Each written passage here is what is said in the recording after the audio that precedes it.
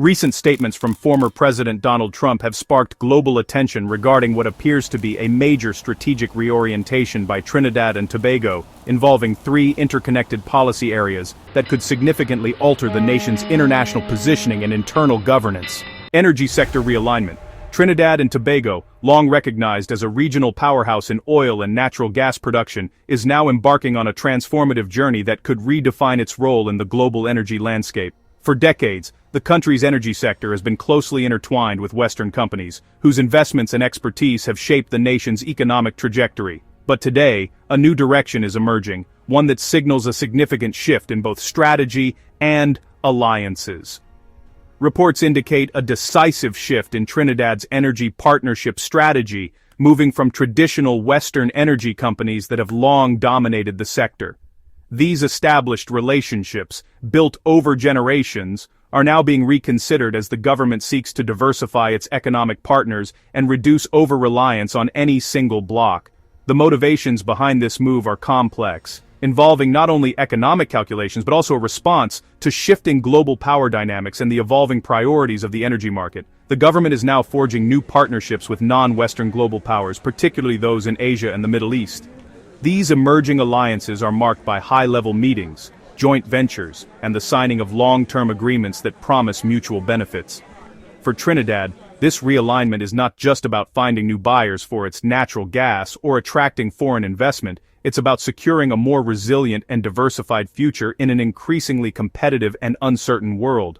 While officially justified as necessary for attracting new investment and securing markets for the country's natural gas, this pivot raises questions about broader geopolitical implications. The government argues that these new partnerships will bring in much-needed capital, technology, and access to fast-growing markets.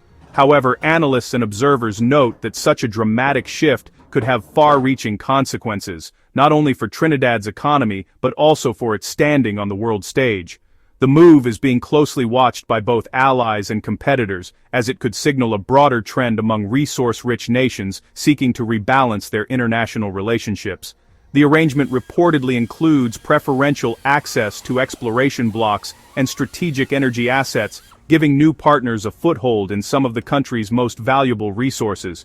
These deals often come with commitments to invest in local infrastructure, training, and technology transfer, which the government hopes will spur economic development and job creation. Yet the terms of these agreements are generating debate within Trinidad, as citizens and industry experts weigh the potential benefits against the risks of ceding too much control to foreign interests. By aligning more closely with non-Western powers, Trinidad is potentially positioning itself within a different sphere of international influence. This could open up new opportunities for trade, investment, and diplomatic cooperation, but it also introduces new complexities. The country must now navigate a delicate balance between its traditional partners and its new allies, ensuring that its national interests remain protected in a rapidly changing geopolitical environment. As Trinidad moves forward with this bold realignment, the world is watching to see how it will manage the challenges and opportunities that lie ahead. The decisions made today will shape the nation's energy future for generations, influencing not only its economic prosperity, but also its place in the global community. The path is uncertain, but one thing is clear. Trinidad's energy sector is entering a new era, one defined by change, adaptation, and the pursuit of a more secure and dynamic future.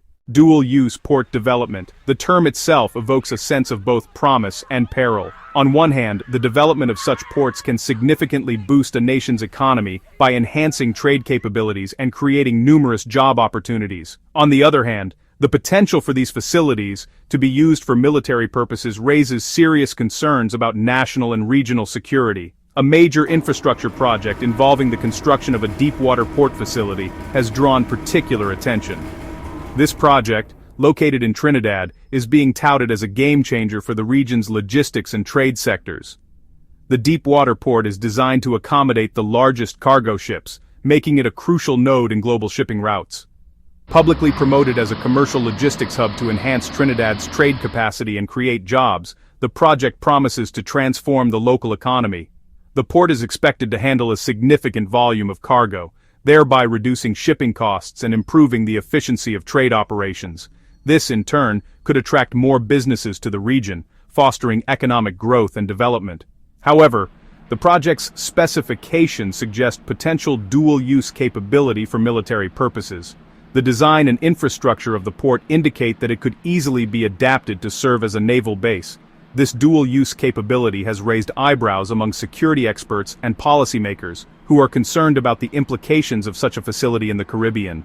The development has sparked debate about whether the facility could ultimately serve as a strategic naval asset for an external power, potentially altering regional security dynamics and raising questions about the long-term implications of hosting such infrastructure. Critics argue that the presence of a dual-use port could invite foreign military presence, thereby increasing the risk of geopolitical tensions in the region. Proponents, however, believe that the economic benefits far outweigh the potential risks, and that proper regulations and oversight can mitigate security concerns. As the debate continues, the future of Trinidad's deepwater port remains uncertain, with its dual-use potential at the heart of the controversy.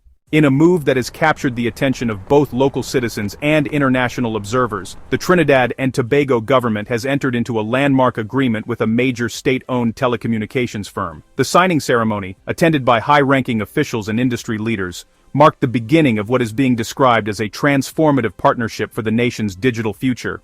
This agreement is not just a routine business deal, it is a pivotal moment that could redefine the country's technological landscape for decades to come. The new strategic partner has been tasked with developing Trinidad and Tobago's fifth generation, or 5G network, and establishing a robust digital backbone across the islands. This ambitious project aims to bring cutting-edge connectivity to urban centers and remote communities alike, promising faster internet speeds, improved reliability, and the infrastructure necessary to support a thriving digital economy. Engineers have already begun surveying sites for new 5G towers, and the installation of advanced telecommunications equipment is underway, signaling the start of a new era in Caribbean connectivity. This partnership represents a significant policy shift for the government, which has traditionally relied on a mix of local and private sector providers for its telecommunications needs. The decision to collaborate with a foreign, state-owned entity marks a departure from previous strategies and has sparked widespread debate among policymakers, industry experts, and the general public. At a recent press conference, government officials emphasized the potential benefits of the deal, highlighting the promise of rapid technological advancement and increased competitiveness on the global stage. Official statements frame the partnership as an efficient and forward-thinking way to accelerate the nation's technological progress and drive economic development. Proponents argue that enhanced digital infrastructure will attract foreign investment, create new jobs, and empower local businesses to compete in the global marketplace. The vision is of a digitally connected Trinidad and Tobago, where innovation flourishes and citizens enjoy seamless access to information, services, and opportunities. However, beneath the surface of optimism, the arrangement has also prompted serious concerns about digital sovereignty and national security. Critics warn that entrusting a foreign state-owned company with control over the country's critical communications infrastructure could expose Trinidad and Tobago to new risks. There are fears that sensitive data could be vulnerable to unauthorized access, surveillance, or even manipulation, raising questions about who ultimately holds the keys to the nation's digital future. Skeptics question the wisdom of granting such significant influence over vital infrastructure to an external entity, especially one with close ties to a foreign government. They argue that the move could compromise the country's ability to independently manage and protect its communications networks, potentially leaving it exposed to geopolitical pressures or cyber threats. The debate has intensified as experts and civil society groups call for greater transparency and robust safeguards to ensure that national interests remain protected. The presence of foreign executives at the negotiation table has fueled further debate about the balance of power in this partnership.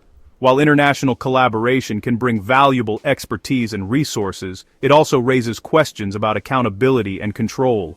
Local stakeholders are urging the government to establish clear guidelines and oversight mechanisms to prevent undue influence and ensure that the benefits of the partnership are shared equitably among all citizens. As Trinidad and Tobago embarks on this ambitious journey to modernize its digital infrastructure, the stakes could not be higher. The nation stands at a crossroads, balancing the promise of technological progress with the imperative to safeguard its sovereignty and security. The coming years will reveal whether this bold partnership delivers on its potential or exposes the country to new and unforeseen perils. The unfolding situation presents Trinidad as navigating a complex transition between economic modernization and strategic alignment, with these policy decisions potentially carrying far-reaching consequences for the nation's sovereignty, regional relationships, and position in the evolving global order. The international community continues to monitor these developments as more details emerge about the scope and implications of this apparent strategic shift.